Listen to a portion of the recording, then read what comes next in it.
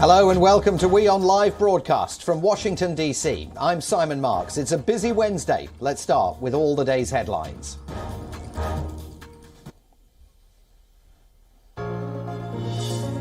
Russia warns that imposing sanctions on President Vladimir Putin personally would not hurt him, but would be politically destructive.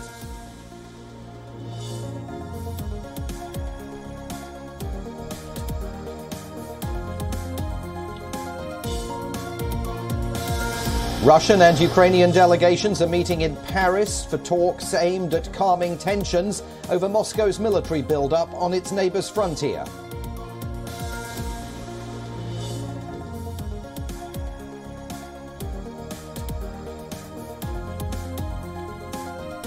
Russian warships enter the Barents Sea to rehearse protecting a major shipping lane in the Arctic as Moscow stages sweeping military exercises involving all of its fleets.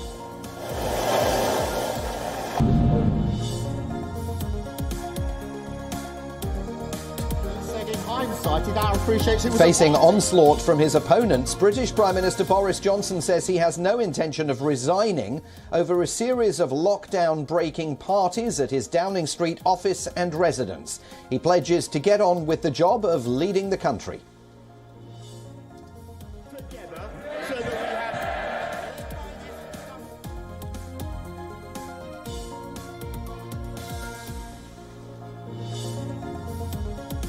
A coronavirus-hit Australian warship docks in Tonga, delivering desperately needed aid to the volcano and tsunami-struck nation. It will do the job under strict no-contact protocols.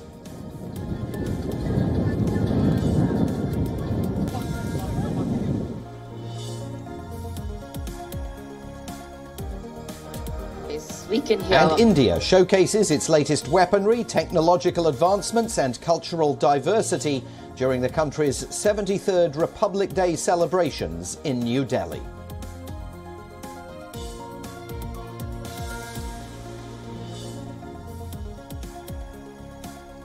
$300 meters.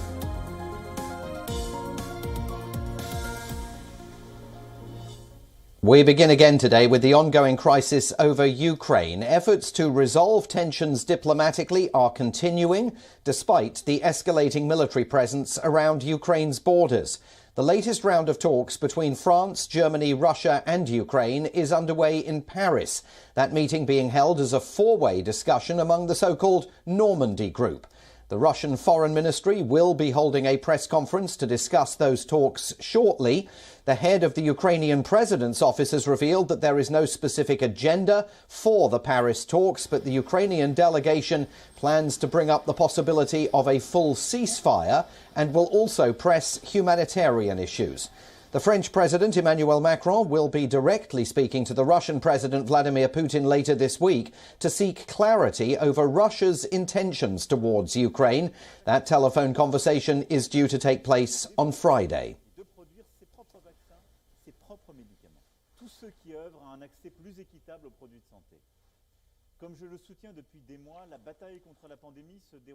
A statement from the Élysée Palace said that President Macron remains determined to use all resources of diplomacy to preserve the stability of Europe and to show solidarity and readiness to support EU members. The Normandy format dates back to 2014, when leaders from France, Germany, Russia and Ukraine met informally in an effort to resolve the war in Donbass in eastern Ukraine. WION's correspondent Ross Cullen has sent us more details of today's talks from Paris.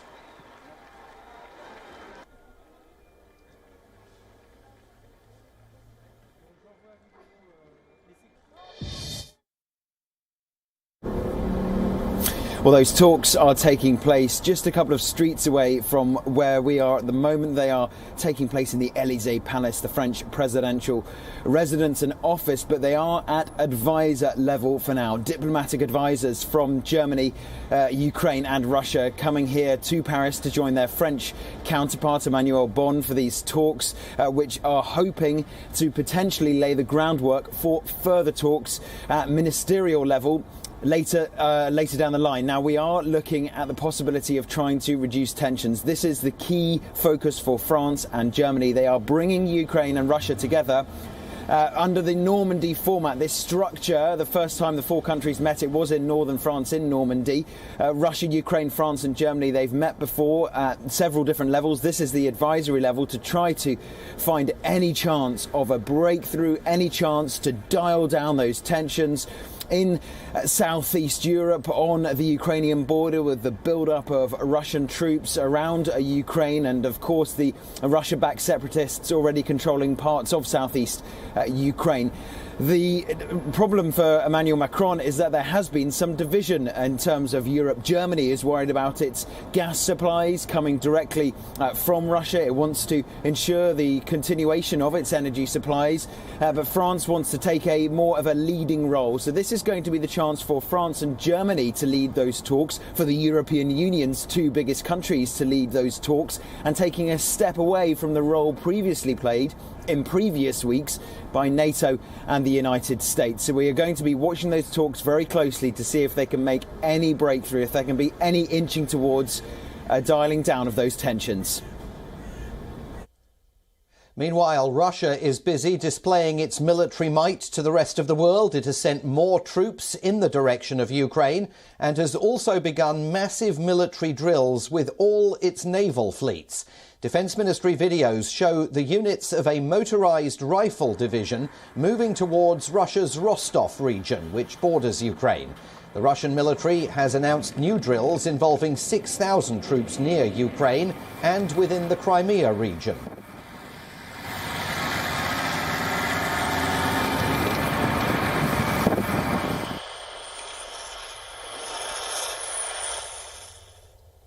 Another video published by the Russian military shows fighter jets being relocated to airfields in Belarus. Russia has sent 2 battalions of S-400 surface-to-air missile systems to Belarus. The two countries will hold joint military exercises dubbed Allied Resolve to repel external aggression. Amid all these military displays, Moscow continues to insist it has no intention of invading Ukraine and has instead blamed the West for, quote-unquote, hysteria. Russian state television has replicated that tone, saying it is Western panic that is fueling tensions. NATO is scrambling to beef up its eastern flank, and Western governments have warned of crippling economic sanctions if Russia invades Ukraine. But watching Russian state TV provides little sense of impending conflict. Russian state TV, a vital tool for the Kremlin's public messaging, says panic in the West is fueling the tensions, along with U.S. troop reinforcements to the region and arms supplies to Kiev. Not the 100,000 Russian troops gathered near Ukraine's border. Independent polling data shows the Kremlin's message that the West and not Moscow poses a threat to peace is widely believed in Russia. Russia will not attack anyone, but I can believe there will be a huge Western provocation which is already being undertaken. And Russia will start a war against somebody. No, Russia will defend itself, and it must. Denis Volkov, director of the independent Moscow-based pollster Levada, says it's important to the Kremlin that it looks like the West is inflaming the situation. And from the information side, there's more of it on the West. It turns out that we don't want war, but the West does. No one is invading, but we are the ones who are blamed. Anti-American sentiment and scathing commentary about Ukraine's pro-Western governments have been staples of Russian state TV since 2014, when Moscow's annexation of Crimea and backing for a separatist revolt in East Ukraine shattered relations with Kiev. Western diplomats, analysts, and others are now scrutinizing Russia's state media coverage of Ukraine for any drumbeats of war, and for clues as to whether President Vladimir Putin's troop deployments are indeed the prelude to a military move or just a bluff to extract security concessions from the West. Moscow says it wants written responses to its demands this week, which include never allowing Ukraine to join NATO. US President Joe Biden is reportedly mulling the possible imposition of sanctions that would target President Vladimir Putin personally if Russia invades Ukraine. Western leaders have stepped up military preparations and have also made plans to shield Europe from a potential energy supply shock. Tensions remained high on Tuesday as Western leaders stepped up preparations for any Russian military action in Ukraine, with U.S. President Joe Biden saying he would consider imposing direct sanctions on Russian President Vladimir Putin. Would you ever see yourself personally sanctioning him if he did invade Ukraine? Yes. You would? I would see that. NATO said it was putting forces on standby and reinforcing Eastern Europe with more ships and fighter jets in response to Russia's troop buildup near the Ukrainian border. Political analyst Andrea Kendall-Taylor of the Center for New American Security told Reuters that a Russian invasion could set off the biggest global conflict since World War II.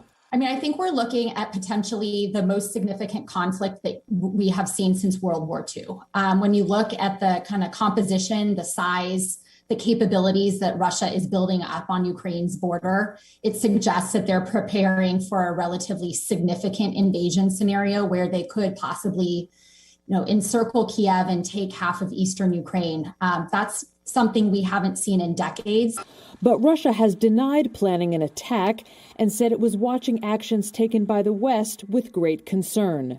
Kremlin spokesman Dmitry Peskov repeated Moscow's line that the crisis was being driven by U.S. and NATO actions, not the Russian troop buildup.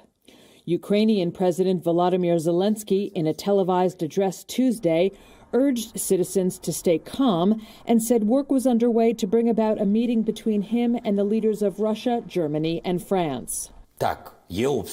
Yes, there is still shooting. Yes, there are still violations of the ceasefire. And the enemy troops haven't disappeared from the area near our borders. But the main thing is that we have 0 wounded and 0 killed. Protect your body from viruses, your brain from lies, your heart from panic. The U.S. Defense Department has said about 8,500 U.S. troops have been put on heightened alert and are awaiting orders to deploy to NATO's eastern flank. Biden on Tuesday said he may move the troops in the nearer term. A U.S. plane carrying military equipment and munitions landed in Kyiv on Tuesday, the third shipment of a $200 million security package to shore up Ukraine. Western leaders have said unity is paramount, though differences have emerged among European nations over how best to respond. Political advisors from Russia, Ukraine, Germany, and France are due to meet in Paris on Wednesday. Russia is demanding security guarantees from the West, including a promise by NATO never to admit Ukraine to the alliance. Moscow sees Ukraine, a former Soviet republic, as a buffer between Russia and NATO countries. Now, there are just 10 days to go before the Beijing Olympics get underway, and activists, lawmakers and civil society members in Taiwan are angry with their government. They were seen protesting and chanting slogans outside the Taiwanese parliament building, calling for the government to boycott the games. Some activists were seen handcuffed to Olympic rings as they called for Taiwan's independence.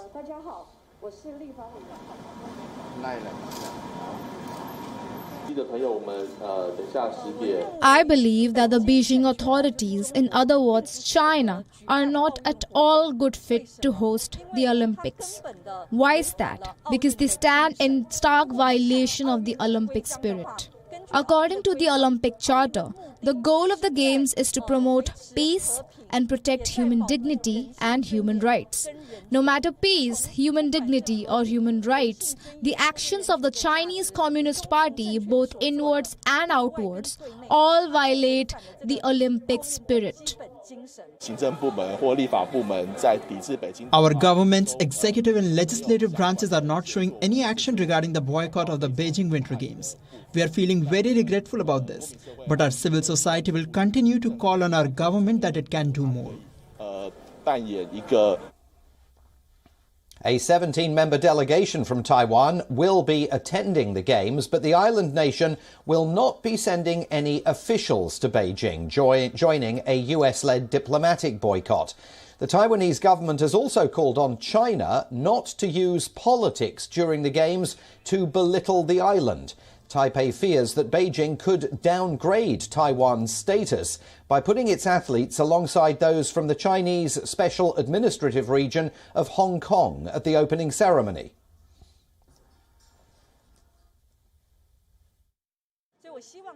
I hope that we won't repeat history. In 1933, when the Nazis were on the rise, many democratic countries wanted to boycott the Berlin Olympic Games.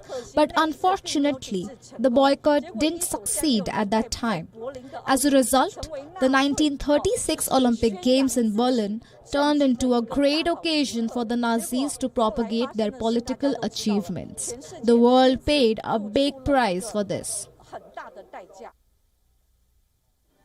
In most sporting events, including the Olympics, Taiwan competes as Chinese Taipei at the insistence of Beijing, which of course claims democratically governed Taiwan as a part of its territory.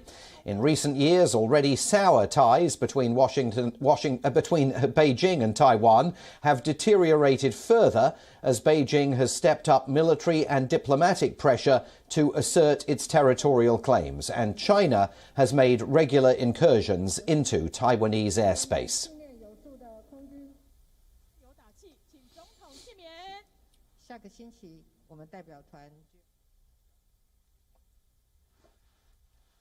Thousands of Australians have marched through several cities, marking the country's contentious National Day. Protesters rallied against the mistreatment of Indigenous people by British colonists. Many protesters took to the streets in Sydney wearing black to mourn the day. Some were carrying the Aboriginal flag and "Change the Date" signs.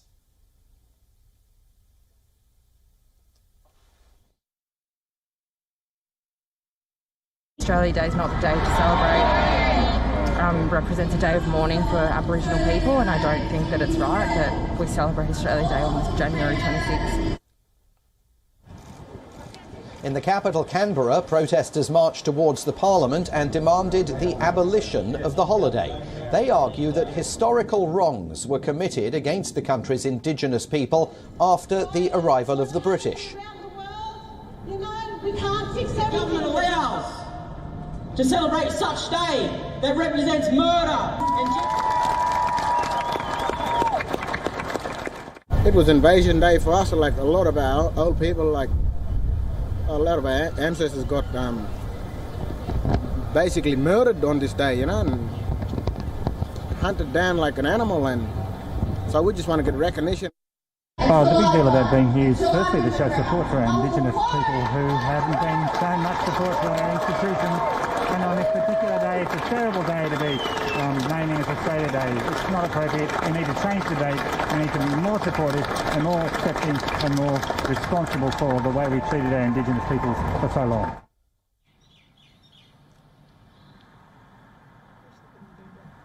Yeah. A monument depicting Captain James Cook in Melbourne was doused in red paint ahead of Australia's National Day. He arrived in the Pacific over 250 years ago, triggering the British colonisation of the continent. Flyers were stuck on its base, calling for the holiday's abolition. Meanwhile, in Canberra, ceremonies marking National Day were also held to celebrate the birth of modern Australia. During a flag-raising and citizenship ceremony, Prime Minister Scott Morrison honoured the traditional custodians of the country.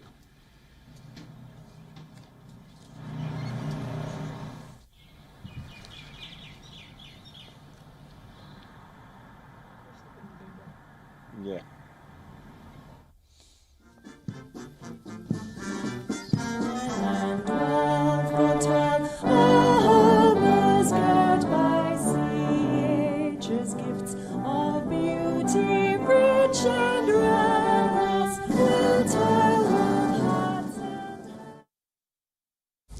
We recognise Indigenous peoples right across our land, from the Torres Strait Islander people in the north to the Palawa in Tasmania, to the Wajak people across the Nullarbor in Perth, and the Larrakia people in the top end.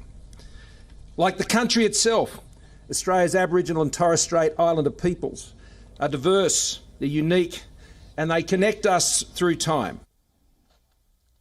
The January 26th public holiday signifies the 1788 landing of the British fleet in Sydney and the settlement that was then established by those on board. Many Australians who trace their lineage on the continent back 50,000 years mark Invasion Day on January the 26th.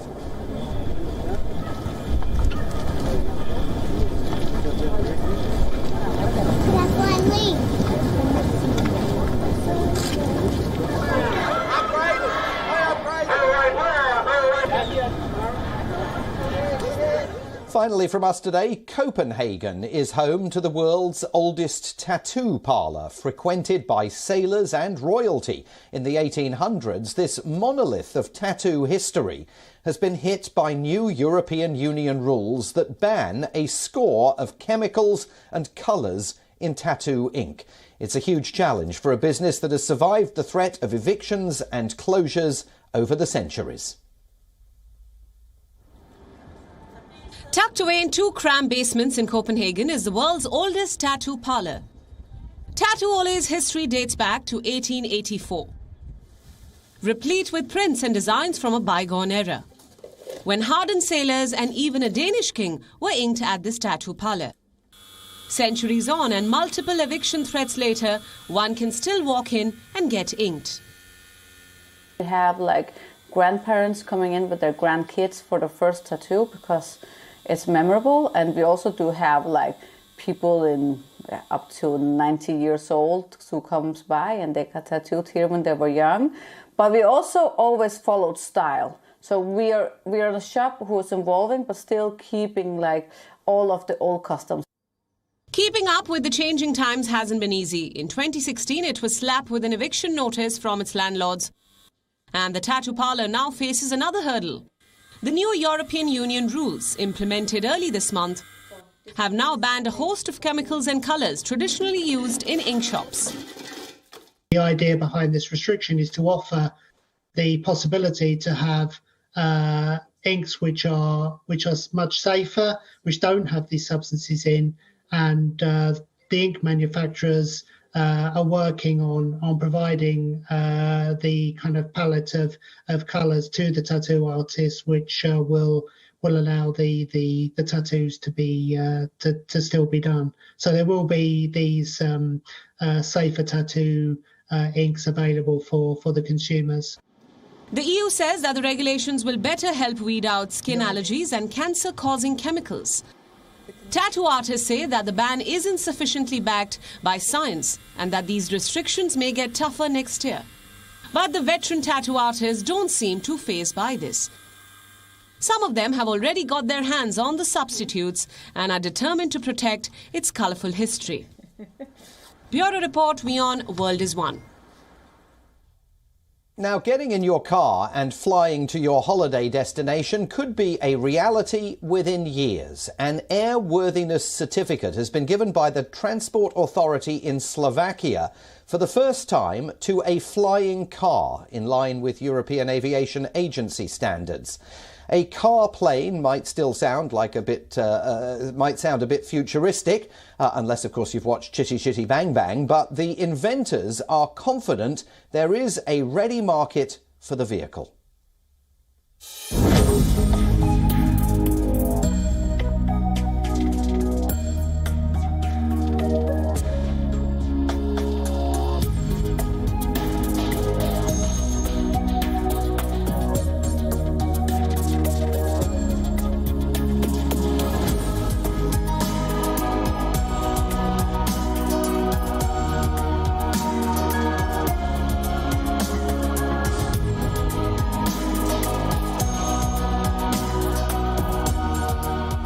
Makes sense to save money and time. What if we had not received this certificate? We would have to go back to the drawing board and create improvements. Now we know we have something that is accepted officially by the authorities.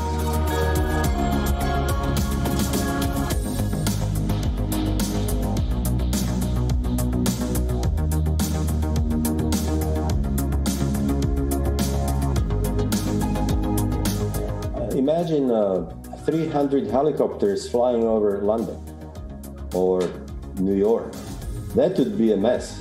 So although I believe vertical takeoff and landing vehicles will be part of the transportation systems and infrastructure, the flying cars are more energy efficient. So per mile of transportation, you need less energy than vertical takeoff and landing vehicles.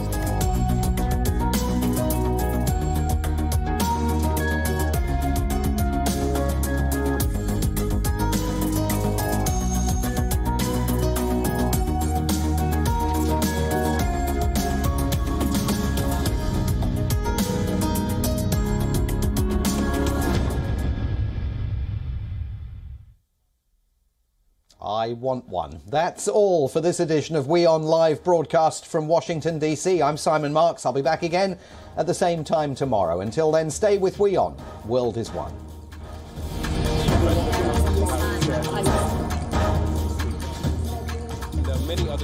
This is great, Arab.